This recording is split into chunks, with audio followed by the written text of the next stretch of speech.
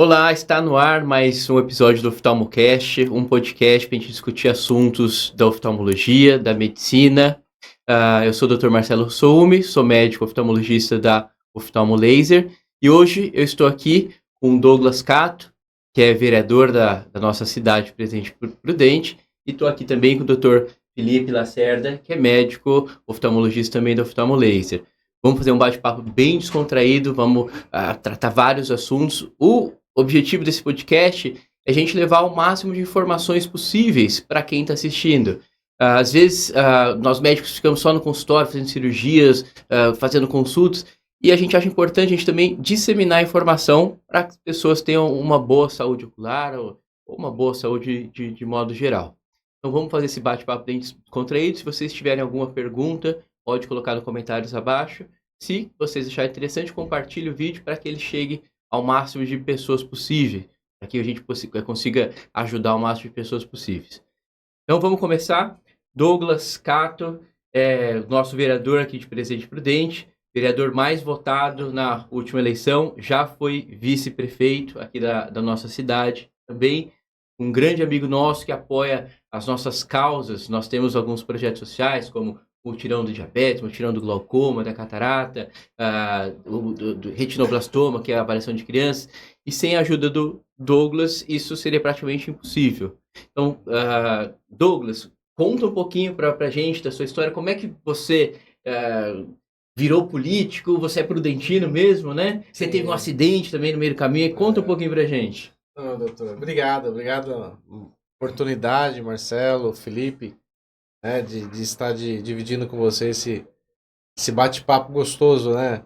E eu pode ter certeza que eu tô aqui como um aluno hoje, eu vim aprender, né? Porque diante de dois feras aí com esses currículos enormes, eu fico até com vergonha, né? Mas o Douglas tem 38 anos, nascido em Prudente, crescido por aqui mesmo, estudei minha vida inteira aqui em escola pública.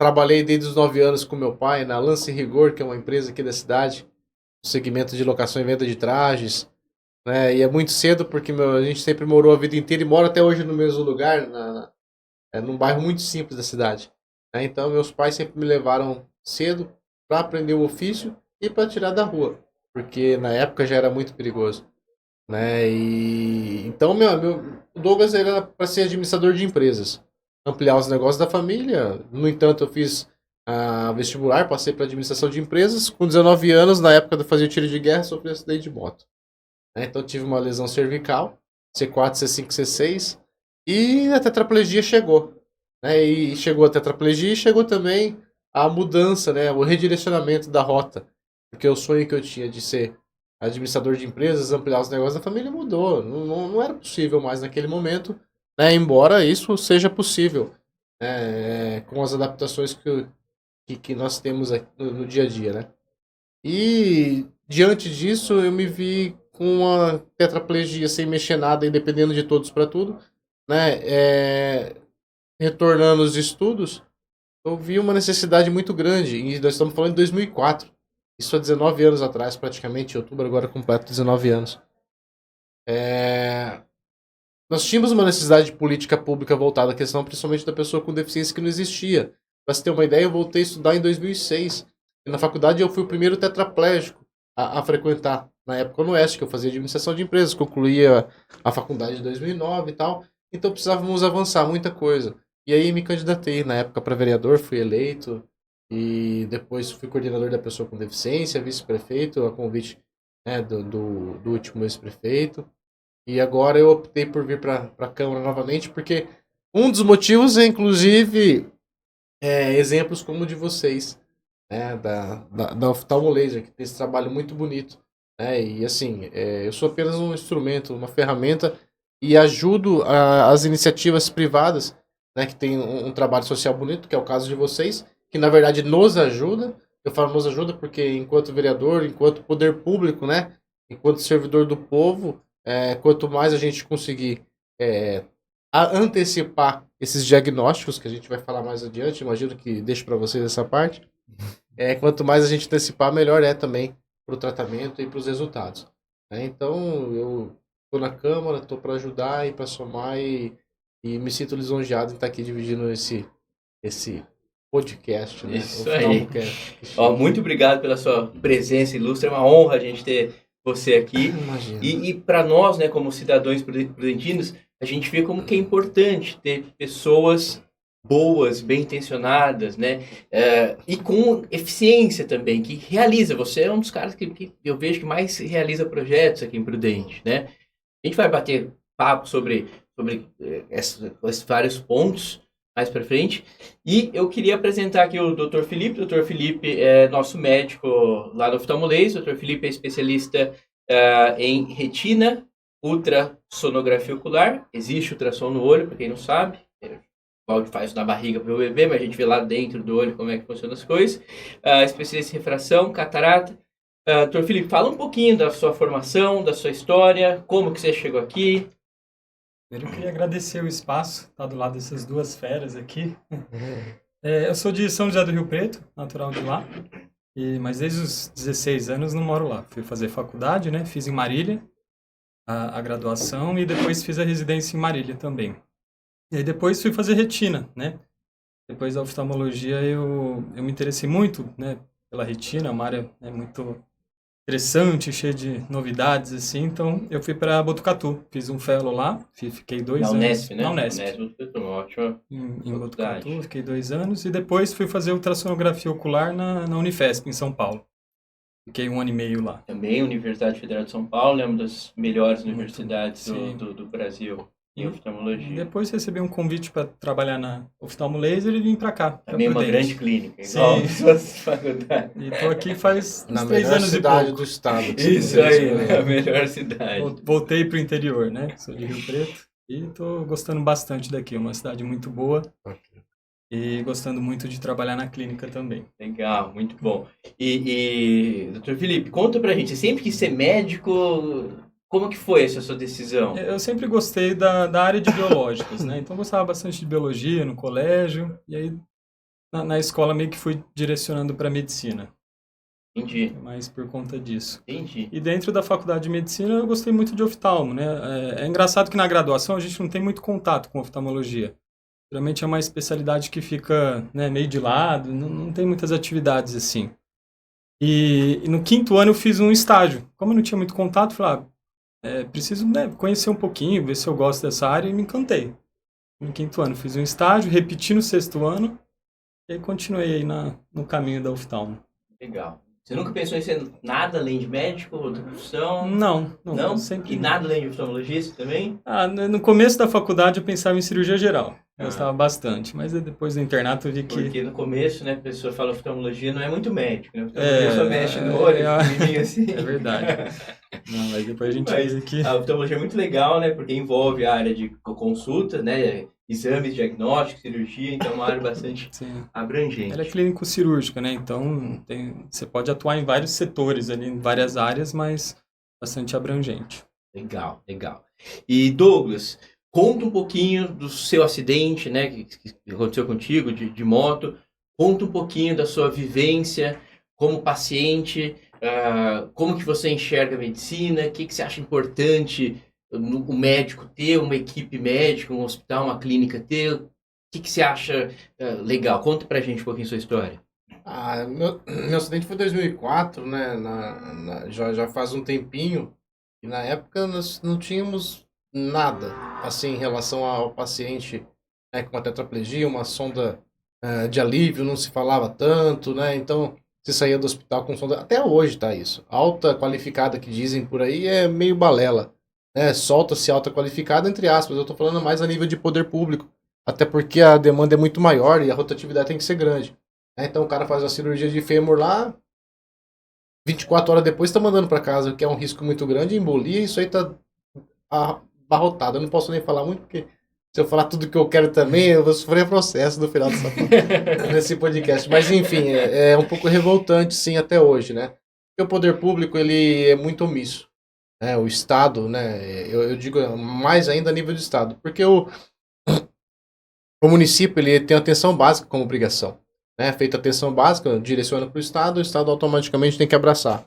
Entendo que a demanda é muito grande. Você pega, por exemplo, o Dente com HR atendendo 40 e poucos municípios fora sem contar o Mato Grosso do Sul e o Paraná, que vem tudo para cá também. Vocês sabem Sim. que a gente recebe as UPAs, são prova disso, porta de entrada dessa galera que a gente tem que atender, não podemos virar as costas, são seres humanos que precisam desse atendimento, né? Enfim, estou trazendo o problema de hoje, mas para relacionar ao passado que não mudou muito, embora algumas tecnologias tenham avançado, né? A nível de cuidados com a questão da pessoa com deficiência, insumos, distribuição desses insumos, desses materiais, sondas de demora, sondas com qualidade que o poder público tem distribuído, europeus, por exemplo, e não mais só sondas de demora e outras coisas.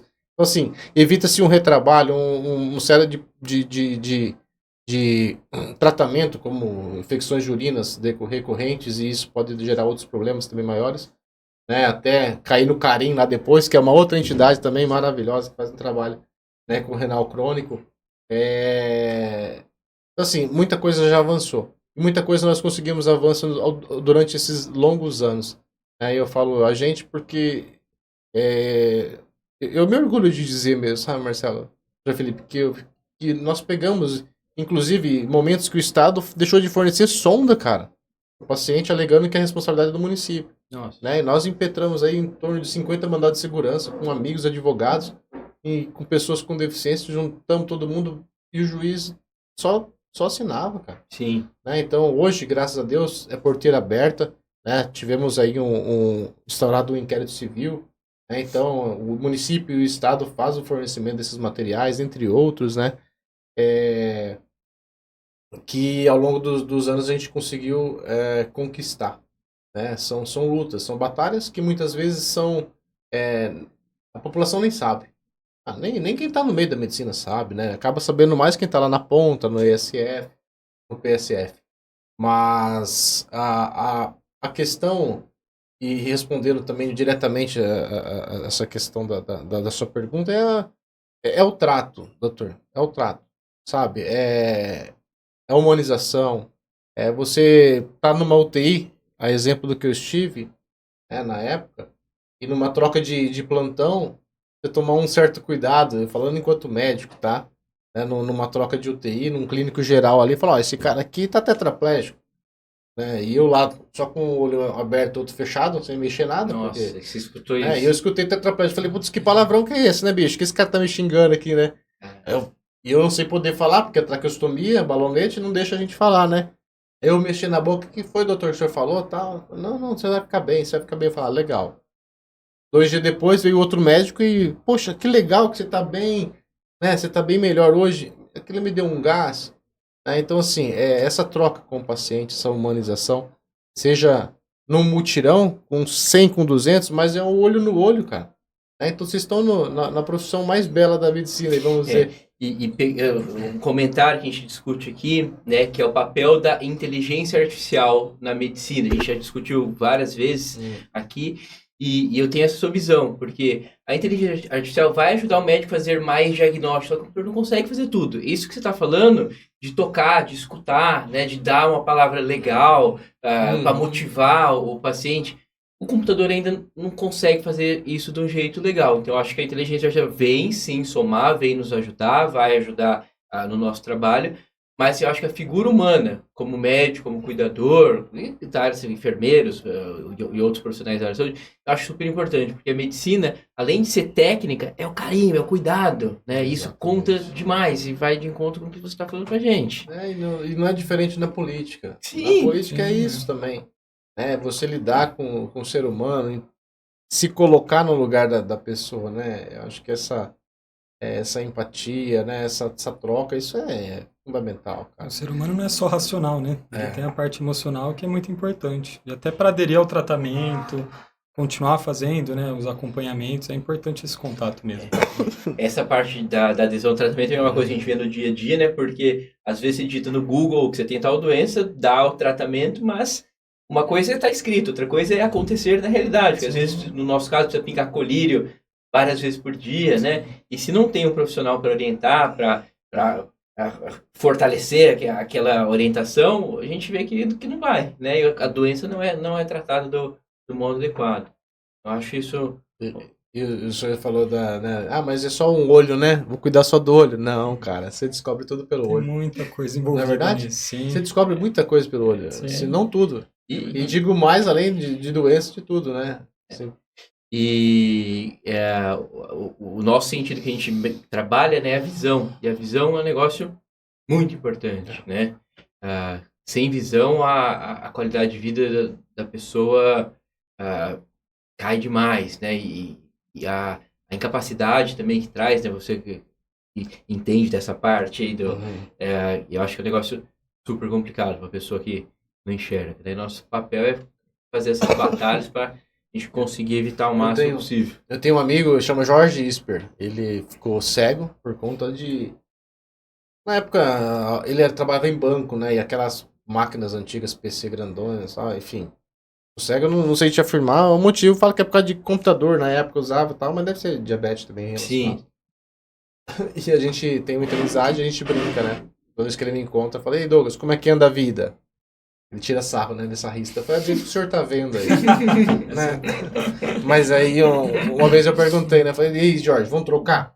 Eu te dou a tetraplegia se me dá a cegueira, né? E aí? Nem ferrando ele. É mesmo? Cada um com o seu. Né? Né? Então, assim, o ser humano também tem uma capacidade de adaptação muito grande. É incrível. Sim. Né? Você pega a Associação dos Cegos ali, cara. O que aquele pessoal, os técnicos fazem. A gente vê isso na prática, né? Principalmente na retina, né? Que é uma especialidade. Muitas vezes o paciente tem alguma doença muito grave que compromete muito a visão. A gente vê que tem paciente que, assim, tem uma visão muito ruim, mas tem uma independência, consegue fazer as atividades diárias dele. É impressionante isso, a capacidade de adaptação do ser humano. Isso é muito bacana. E é muito individual. Cada um, né, tem um desenvolvimento, até mesmo para aceitar a doença. Isso é impressionante. Isso é uma coisa que me deixa também... eu vejo essa diferença, né? Porque a gente tem vários pacientes com a mesma doença, com a mesma incapacidade, e a maneira como cada um enxerga a sua incapacidade é um jeito que a gente aprende muito, né? Sim. Porque tem um que não enxerga zero, tá, mas o cara tá feliz, tá querendo estudar, tá querendo trabalhar, tá procurando sua profissão. E tem aquele cara que perdeu 5% da visão, enxerga 95%. Aquele 5% que ele perdeu já transforma a vida dele um inferno, né? É a capacidade de enxergar as dificuldades, né? Esse é um negócio muito incrível. Superar mesmo, né? Tem uma amiga que estudamos juntos na época do colégio. Ela é cega de nascença. Né? E outra vez casou com outro rapaz cego na época. Nasceu um menininho sem cegueira, sem nada. Totalmente com a visão 100%, enfim. Eu tô falando assim, a visão porque é referência, mas não é perfeito, assim. E fui na casa dela, fez um bolo de chocolate. Aí tava um cheiro gostoso, né? Falei, o que você tá fazendo? Lorelai, o nome dela. Pessoa incrível. Funcionária pública, tá? Passou em concurso, fórum, tudo. Aí eu tô terminando uma cobertura. Eu falei, e agora, bicho? Essa mulher vai queimar o dedo nesse trem, né? Tá, para. Cozinha, faz tudo sozinho, tem noção de tudo. E 100% de nascença, né? Cega de nascença. Então, e hoje tem muito recurso também. Existe uma subespecialidade no oftalmo que é a visão subnormal. Existem alguns recursos ópticos, né? Óculos com lupa. A pessoa consegue, né, desenvolver aquela baixa visão, né? Conseguir adaptar a vida dela àquela baixa visão. Então é bem bacana. Sim. Hoje com a tecnologia ajuda demais. Hoje tem audiolivro, né? Que também que a pessoa consegue ver um livro, né? Tem vários recursos tecnológicos que ajudam demais a pessoa com deficiência. E, Dr. Felipe, me fala, você como especialista em retina, quais as principais doenças de retina que acontecem nas pessoas? Fala um pouquinho pra gente das doenças. A principal, né, doença que acomete a retina é a retinopatia diabética, né? O diabetes é uma doença muito comum. A gente tem aí previsões em 2040, 640 milhões de pessoas com diagnóstico de diabetes. E desses, 1/3, pelo menos, né, vão apresentar a doença da retina, né, secundária ao diabetes. E é muito comum, muito prevalente, né? E por isso que a gente sempre reforça, né? É importante você diagnosticar, né? Todo paciente diabético tem que fazer exame de fundo de olho para identificar as alterações retinianas e seguir com tratamento, né, específico e acompanhamento. Muito importante. do paciente diabético, né, o que eu vejo, né, uma das nossas dificuldades é que o diabetes, no começo, ele é uma doença silenciosa. Sim. E alguns pacientes diabéticos não estão nem aí, né, não quer fazer dieta, que é chato, você precisa se privar de comer coisa gostosa, beber refrigerante, essas coisas, né. E no começo, a pessoa fala, não vai dar nada, né, e aí come de tudo, não consegue seguir o tratamento. E aí, no final, depois de 10, 15, 20 anos, começa a chegar as complicações, que é do olho, né? É do rim, a pessoa fazer coração. a hemodiálise, coração, né? Amputações dos pés, né? E aí que cai a ficha da pessoa, né? E aí quando cai a ficha, não, agora eu vou controlar a diabetes. Mas agora não adianta mais, tinha que ter caído essa ficha, né? Tinha que ter tratado lá atrás.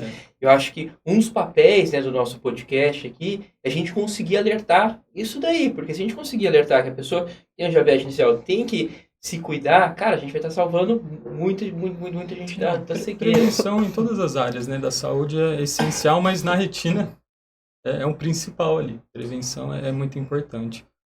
E o que chama atenção também, você com certeza deve ter pego no consultório, muitos pacientes nem sabiam que poderia afetar o olho. O diabetes afetar o olho. Fala, eu já passei em médico, em clínico geral, nunca falaram isso. Então, é um alerta também para os nossos colegas médicos, né? Que é importante, a partir do momento que o paciente, né, tem o diagnóstico de diabetes, é importante fazer um fundo de olho. Sim, super. Mesmo ele não tendo queixa, ou né, o tempo de diabetes também é outra coisa importante. Mesmo o paciente não enxergando bem, tendo 100% de visão, tem que fazer... uma vez por ano um mapeamento de retina. Todo diabetes tem que ser uma vez por ano esse mapeamento de retina, para a gente conseguir pegar a doença no início. Sim. E quando a pessoa tem essa doença, diabetes atacando a retina, né, que chama retinopatia diabética, quais são os tratamentos possíveis para essa doença? Olha, hoje a gente tem muitos tratamentos avançados aí, né? O anti-VEGF, que é uma injeção de uma medicação no fundo do olho, simplesmente revolucionou, né, o tratamento da retinopatia diabética. Mas a gente tem outros recursos também, né? Desde laser, né? O principal é o controle da glicemia. A gente sabe, isso é muito bem estudado em muitos estudos aí complexos, de que o controle da glicemia é o principal fator, né, para evitar a progressão da retinopatia diabética. E uma vez instalada, né, a gente tem esses outros recursos aí. Eu falo que são pilares de tratamento, né? E claro, casos mais graves, né, como descolamento de retina secundário ao diabetes, né, as hemorragias vítreas, a gente, né, muitas vezes tem que partir para procedimentos cirúrgicos, né? Sempre casos muito graves, muito avançados, né? Então, a gente também, dentro da cirurgia da retina, a gente tem algumas opções terapêuticas também. Tá. Então, para a retinopatia diabética, vamos colocar primeira etapa, quando a doença não está muito avançada, controle da diabetes, controle da glicemia, né, o aparelho que você pica o dedo, né? E hoje em dia o importante é a hemoglobina glicada, né? Que você colhe o exame no laboratório, essa hemoglobina glicada dá a média da sua diabetes como esteve nos últimos 3 meses, né? Que é melhor do que picar o dedo. Esse seria o primeiro pilar aí de tratamento. A hemoglobina glicada, ela evita aquele paciente que deixa de comer doce 2, 3 dias antes do exame, né? Saiu o exame bom. É meio que um dedo duro de que o controle não tá bacana. Come de tudo, aí no dia anterior a fazer, não, agora eu falei eu não tenho nada, tá bom meu exame. Não, a hemoglobina glicada, ela denuncia isso. Consegue pegar aí. Então, controle da diabetes, primeiro tratamento. As aplicações de anti-VEGF, essas injeções que jogam remédio dentro do olho, né? O segundo. Sim.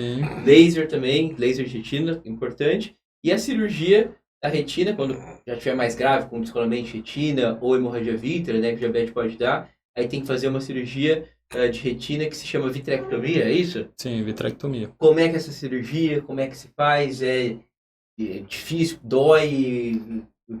Fala um pouquinho pra gente. Não, a cirurgia ela é feita com o paciente sob sedação, né, e é feita também uma anestesia no olho, né, um bloqueio peribulbar. É uma cirurgia, duração geralmente 1 hora, né? E em relação ao procedimento, assim, o objetivo da cirurgia, né, no caso de uma hemorragia vítrea, é tirar aquele sangue, né? Porque a hemorragia ela fica na parte da frente da retina. Então, isso atrapalha a visão. Então, o objetivo é tirar aquele sangue, por isso vitrectomia, né? A gente vai comer o vítreo, é a gelatina lá do fundo do olho que tem o sangue. E nos casos de descolamento de retina, a gente pode colocar alguns materiais no fundo do olho para colar a retina. E a gente tem diversos materiais aí. Geralmente eu coloco um gás ou, né, na maioria das vezes, o óleo de silicone. Então põe esse material no fundo do olho, que o óleo de silicone ele é pesado. Então ele assenta a retina, deixa a retina colada. Basicamente, cirurgia é assim, não dói, né? O paciente ele fica dormindo, né, no procedimento, tá sob sedação. E o pós-operatório é tranquilo, né? Tem algumas particularidades, fazer a posição de cabeça, o paciente tem que ficar com a cabeça mais abaixada, um certo tempo e fazer o acompanhamento, as consultas aí de pós-operatório. Mas tudo que a gente faz, né, no consultório é para evitar que o paciente chegue nesse ponto. Então a gente evita, né, uma cirurgia. Então, por exemplo, você fazer um laser no paciente com uma retinopatia diabética, mesmo grave, você evita de fazer um procedimento cirúrgico, né, invasivo. Então tem como a gente evitar chegar nesses estágios aí Sim. mais avançados. E eu acho que uma dos poderes e uma das forças que a gente tem para evitar é conscientizar a população, né? A gente conversar sobre isso, né? E mostrar para a população. E isso, o mutirão do diabetes, né? Que a gente faz todos os anos, que tem o Douglas como nosso parceiro, ajuda demais, né? Porque a gente faz um evento com atendimento completamente gratuito, né? Faz exames diagnósticos e já faz o tratamento se for necessário, né? Faz o laser, né? E o Douglas nos ajuda demais em vários aspectos, né? Eu sou muito grato por todos esses anos de parceria que a gente tem junto. E é um prazer para a gente, como médico, né? Poder oferecer um dia do nosso ano, né, a fornecer a medicina de qualidade, de alta complexidade, que às vezes o paciente não tem condição de ter, né, ou que é caro, ou etc., por outros motivos. Então, nesse dia, a gente faz esse mutirão, atende os pacientes com os aparelhos mais avançados, faz os tratamentos mais avançados, e a gente também procura espalhar bastante a notícia, né, como o Dr. Felipe falou, que diabetes causa cegueira. A gente precisa se cuidar, o paciente diabético precisa se cuidar, se não leva a cegueira. É a principal causa de cegueira na população economicamente ativa, é a principal causa. Diabetes é uma doença ingrata quando não tratada, né? E uma coisa que você comentou bem no começo, que é muito importante, o diabetes, no começo ele não dá sintoma, né? Então, como a nossa retina, né, a gente tem a porção central, que é a mácula, vou falar um pouquinho em termos técnicos assim, mas só para entender assim, quão importante é isso. Geralmente, alterações que pegam o centro da visão que vão causar baixa de visão. Então, tem muitos casos que assim, o paciente já tem uma retinopatia diabética super avançada, mas como na mácula ainda não tem nenhuma alteração, ele está enxergando normal. 20/20, visão 100%. E já está com um caso muito grave, né? A doença ali está muito avançada. Então, isso aí é uma coisa importante também, né? Essa questão, né, de não esperar dar o sintoma. Tem que fazer o exame antes. Normalmente, nós homens somos mais relaxados, né? Sim, foge. Eu falo de forma geral, né, doutor? A gente tem essa experiência e acompanhando também, né, esses mutirões que vocês realizam ali, que são incríveis, né?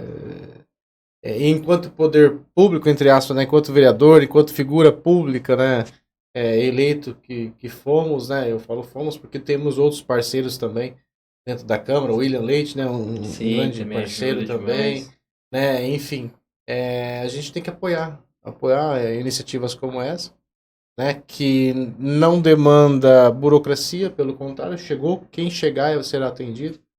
São inúmeros atendimentos, 600, 700 atendimentos, dependendo do mutirão.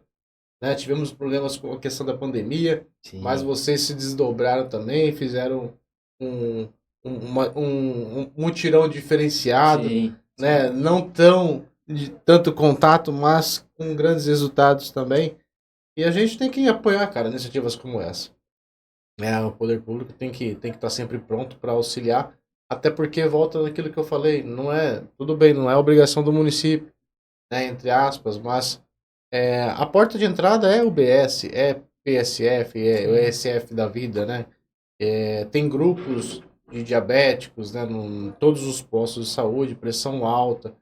Então, assim, o número de evasão desses grupos são muito altos, né? Você pega lá bairros, né, que deveriam ter pelo menos 200, 300 nesse grupo, que de fato, se você pegar 7 milhões por ano, né, 460 daqui em 2040, né, daqui a alguns anos, 460 milhões de pessoas? É 640, assim. 640? Você tá louco. Muita gente. Mas tá todo mundo diabético. Eu tenho que diminuir meus doces desde hoje. Eu vou tomar só Heineken, que tem menos açúcar.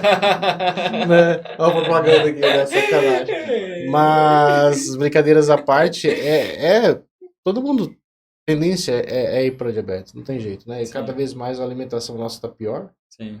Então, é uma somatória, sabe, Marcelo, Felipe? Você pega as UBSs dando atendimento, dando atenção, mas sem a respaldo da população, né? Muitos de forma silenciosa a doença, a hora que já vai amputa uma perna, amputa alguma coisa, olha custos disso pro Estado.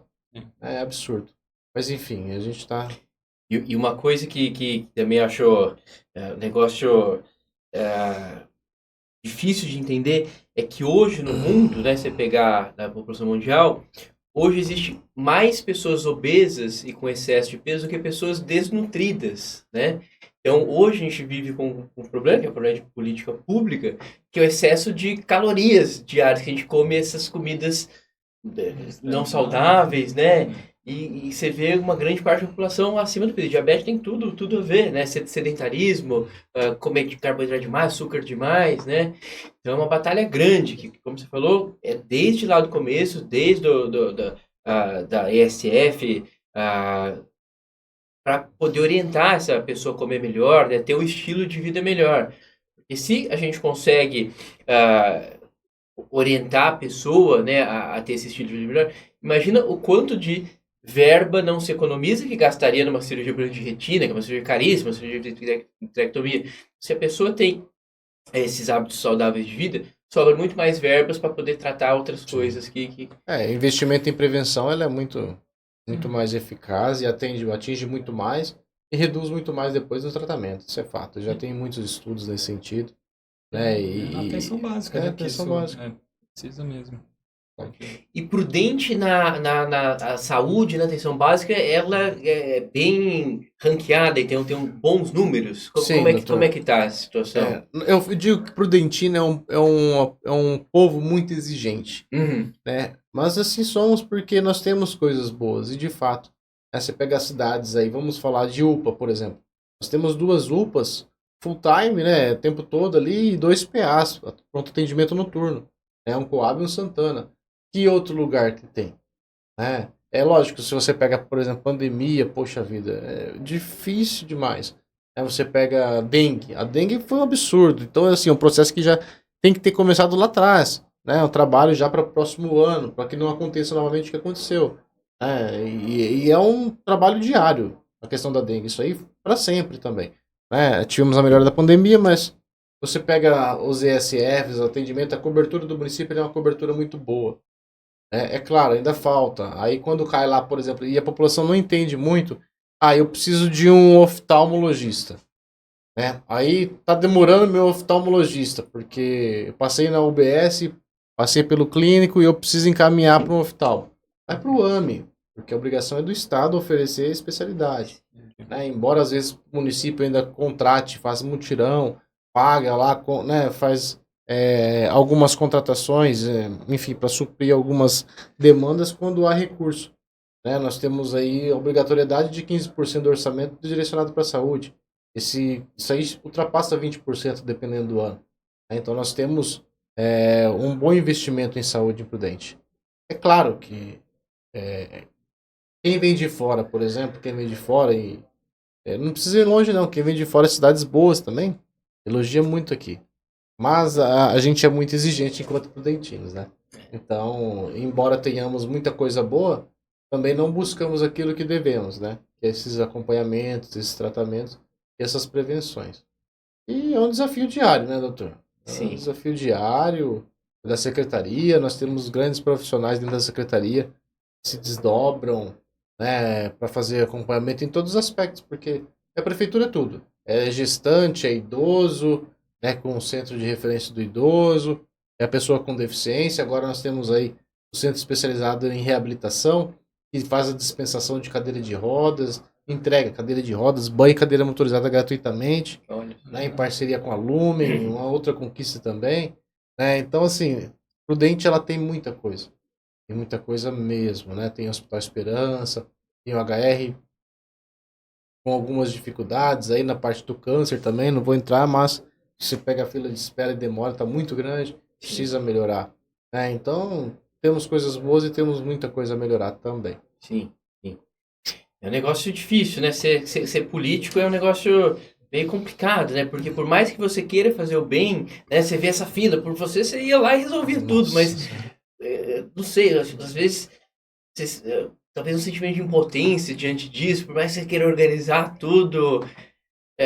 Primeiro é uma questão de entendimento, né? Então, assim, a frustração minha, né? Aquele trauma, aquela frustração maior já passou. Porque, na verdade, até um certo ponto a gente pode tentar ajudar, que é atenção básica, né? Ah, caiu na UPA. Poxa, tem atendimento na UPA, e atendimento bom mesmo. Pô. Na época de pandemia, infelizmente, tiveram que entubar pacientes na própria UPA, fazer procedimentos que não se nem se cogita em fazer, mas o médico tá ali, ele não vai deixar o cara morrer. Né? Enfim, aí você depende do cross. Aí já não é responsabilidade nossa, Aí é enquanto do município. Estado, Aí já. é do Estado. Entendi. Né? Então a gente tem que também entender até onde vai a nossa obrigação para a gente não sofrer mais do que a gente já sofre. Entendi. Né? Então a política é um pouco isso e ver de que forma que a gente pode melhorar a situação do próximo. Né? Por exemplo, a fila de espera do Hospital Esperança, nós temos aí uma promessa do governador, né, Tarcísio, de aportar 2,5 milhões todo mês. Esperamos que dê certo. Se fizer isso e der certo, a gente vai conseguir dar um up aí nos atendimentos do pessoal lá. Né? O Hospital de Esperança é o antigo Hospital do Câncer, né? Prudente. E ele está sofrendo com falta de verbas, é isso? Qual a dificuldade? Eles têm um custo muito alto, né? O maior provedor lá deles, entre aspas, de valores, ainda é o SPCAP, que é um grande parceiro, né? E o Estado e o governo federal repassa muito pouco ainda diante do que eles precisam. Né? Eles têm potencial, têm estrutura, têm profissionais, eles têm tudo. O que precisa é de grana. Porque, infelizmente, não tem como, cara. A conta não fecha. Sim. Né? E a gente tem buscado trazer parcerias. Né? A gente traz empresas da iniciativa privada que trabalham com produtos, por exemplo, que são utilizados. Né? Nós fizemos uma parceria com o Hospital Esperança, com uma empresa, distribui essa parte de eustomia, né? de bolsas e outros mais aí que usam, por exemplo, pra quando tem câncer de bexiga e algumas outras coisas, né? Que se somado em 3 anos, né? A gente fez uma parceria que dá em torno de mais de 2, 3 milhões de reais. Nossa, Né? Isso gratuito, tá? Eles dão, leva profissional ensina. Então, assim, tem muita gente querendo ajudar. Sim. Né? Então, isso nos motiva. Sim. Nos motiva muito e às vezes talvez supera até a questão dos traumas e frustrações pelo caminho aí, por conta das coisas que independem um pouco da gente. Né? Então, tocando. O importante é a gente ver que cada dia as coisas estão melhores. Né? E melhoram por conta de vocês, principalmente. Também aqui deixar público, né, o nosso agradecimento aí, meu agradecimento também enquanto vereador, figura pública, né, para vocês da Oftalmo e tudo que vocês fazem e não se negam em ajudar quando solicitados também. Né? É óbvio que é uma empresa, precisa ter recurso, precisa fazer girar, né, é evidente, isso aí a gente entende, mas quando também solicitados e a exemplo desse mutirão e outros, né, que fazem aí durante o ano, faz diferença para a população. É isso, né? É essa sensação de chegar no final desse dia de doação, vamos dizer, né? Sim. E falar assim, poxa vida, hoje eu, né, também dei um pouco da minha contribuição. Se toda empresa fizesse isso, cara, a gente teria Isso é uma coisa que te dá uma energia, né? Porque você faz uma coisa como voluntário, né? Eu acho que recarrega a sua energia, a sua pilha, você fazer o bem pro outro, né? Usar a sua profissão, usar o que você sabe para fazer bem pro outro, eu acho um negócio muito legal. Acho que a nossa equipe adora, né? A equipe do Oftalmoleto, nós temos muitos funcionários, muitos médicos. Eu acho que eles adoram fazer esse mutirão, né? Que é se doar um pouco, né? Para fazer o bem. E isso a gente vê que são pessoas que têm o propósito alinhado, né? Que é a gente tratar a visão das pessoas, é evitar a cegueira. Eu vejo muito verdadeiro isso lá dentro, É o né? retorno disso, né? O paciente agradecendo, o paciente contente, sentindo acolhido, isso é motivador, né? Exatamente, é o que nos move, né? A gente que está muito ligado à entidade, né? Eu, por conta da questão da minha deficiência, e das entidades que tem na cidade também, que a gente apoia, a gente ajuda, né? Direciona recursos das emendas impositivas. Um dos motivos de eu ter voltado para a Câmara, vamos assim dizer, né? Que nós, enquanto vereadores, temos condições de direcionar em torno de 600 mil reais, a exemplo do último orçamento, né? Então você pega 300 mil, que é para a área da saúde, a gente pega lá um pouquinho para cada um, para cá, para lá, ajuda, manda 35 mil para o Hospital Esperança. Pô, os caras precisam de 4 milhões por mês, mas você manda 35 mil, já ajuda alguma coisa. Sim, claro. É o beija-flor levando aquela gotinha de água, né, para apagar o incêndio. Enfim, e aí vai. Então, é a união de todo mundo aí para trazer uma sociedade mais pronta e justa aí para os desafios. Legal. E, doutor Felipe, vamos falar um pouquinho da sua área aí. Que é degeneração macular? Que é uma doença, é uma sigla? Me fala um pouquinho dessa doença. Degeneração macular é uma doença que afeta a mácula.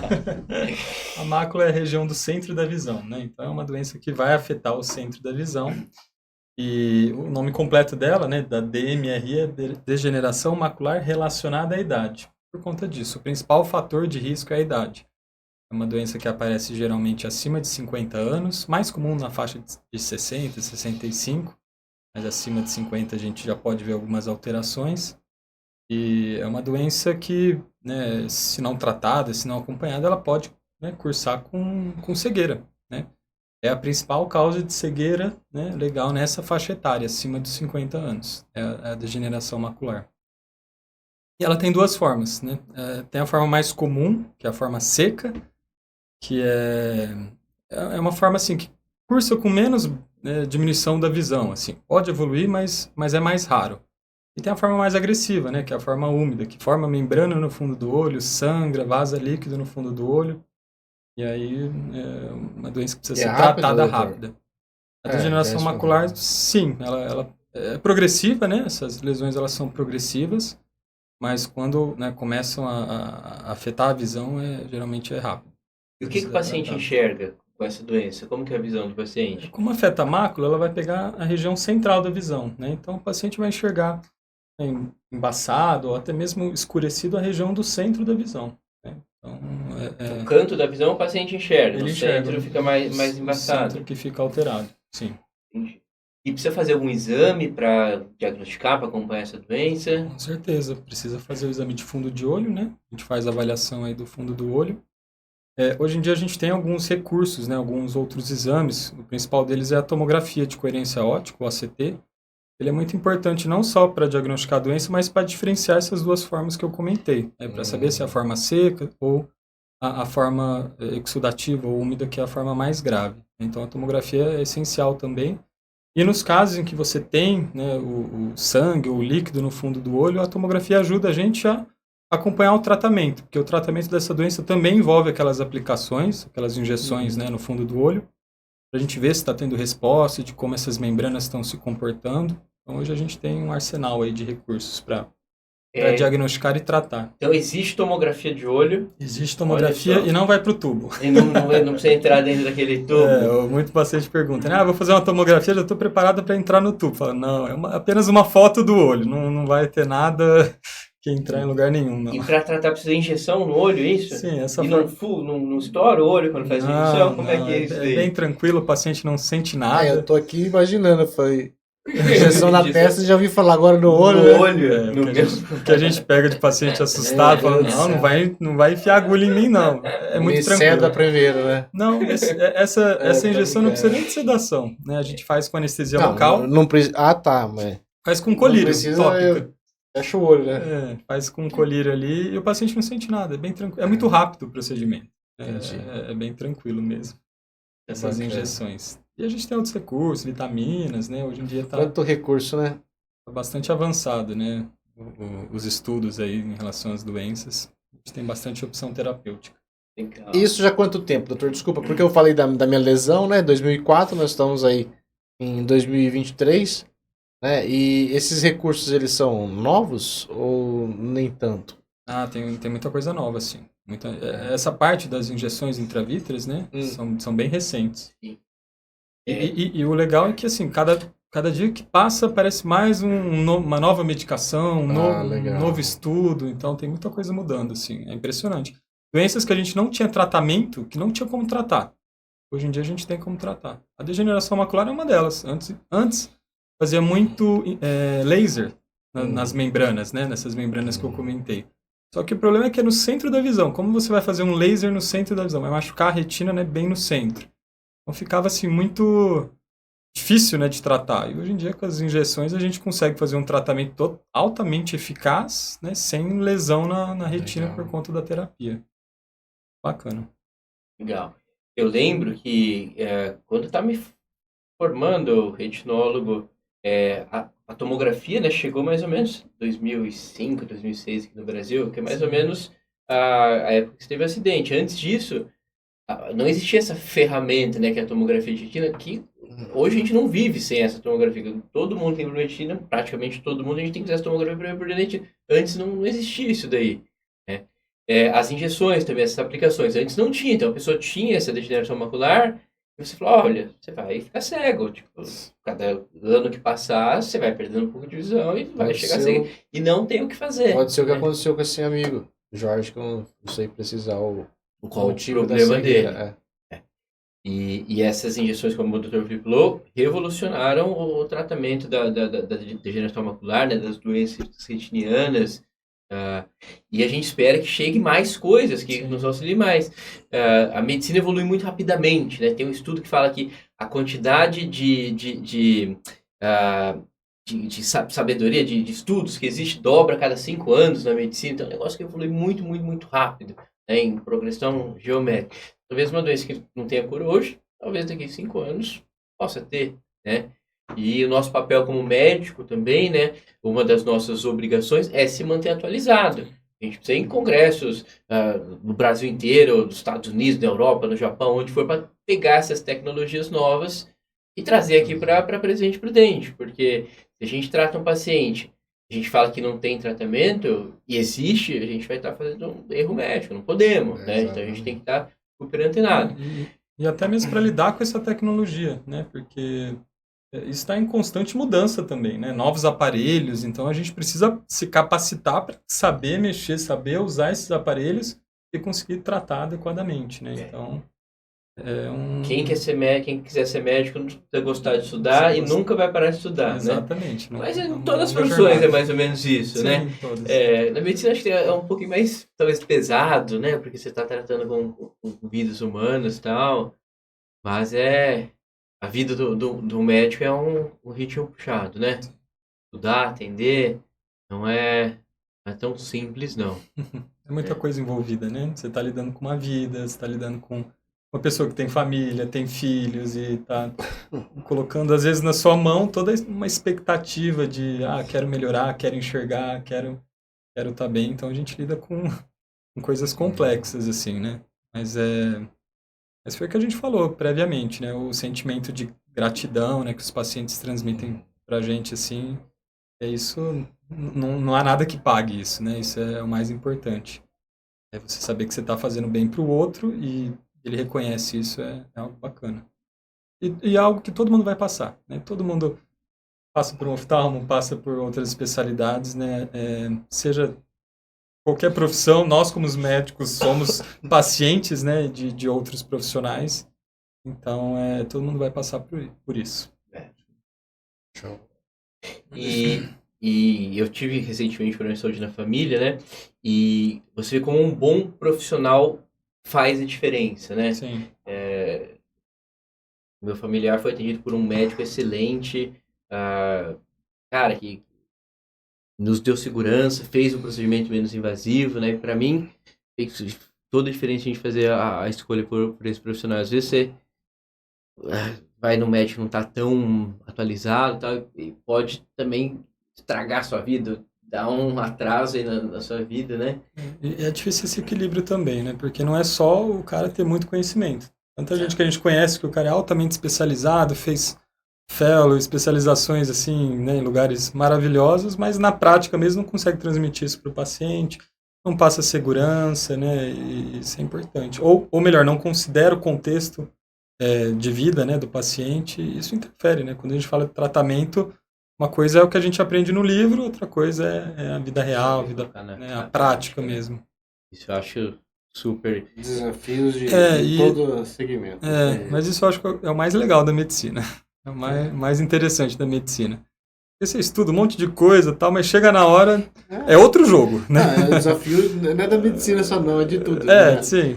Fiz a pós em administração pública, na boa, na prática, totalmente outra realidade. Eu acho que é o desafio de comunicação, né? Explicar o que você aprendeu, ou no caso, para o paciente, você para os seus eleitores, ou para algum parceiro que você queira, né? Exato. É um negócio muito complexo. E aí onde diferencia os meninos dos homens, né? Porque tem que se profissionalizar, né? Tem que ser bom no que faz e os resultados acontecem. Sim. Aí o sucesso de vocês, enfim. E na política é um pouco pior, mas tá tudo certo. Pois é, imagina. Não é só o olho, viu? Como deve ser na política. Saúde, educação, infraestrutura, tudo que você imaginar. Nossa. E o bicho pega, mas faz parte. É muita coisa envolvida, né, Douglas? É o universo e a vida inteira, né? São muitas demandas, né? São muitas demandas e... Todo tipo de demanda que imaginar. E aí cabe, né? Você também buscar esse conhecimento. É uma escola diária. Uhum. É uma escola diária, é muito legal. Então, mas vale a pena. Vale a pena. É o que você falou. A satisfação de trazer resultados, isso é importantíssimo. Né? Senão eu já teria desistido. Porque às vezes é muito mais fácil você abrir mão de estar na política, porque a política você não é igual bombeiro. Bombeiro todo mundo gosta, né? Policial nem todo mundo gosta, mas bombeiro todo mundo gosta. Policial o cara gosta quando precisa, né? Político não, político ninguém gosta. Já tem um viés antes, né? Um preconceito. Já nasce odiado, né? Então, por mais que você faça, às vezes mas o que é político? Então Então tem que ter muito amor mesmo no que faz e vale a pena, né? Em todos os aspectos, financeiramente falando, em todos os, né? É mais pela questão de satisfação mesmo, em poder trazer resultados. Legal.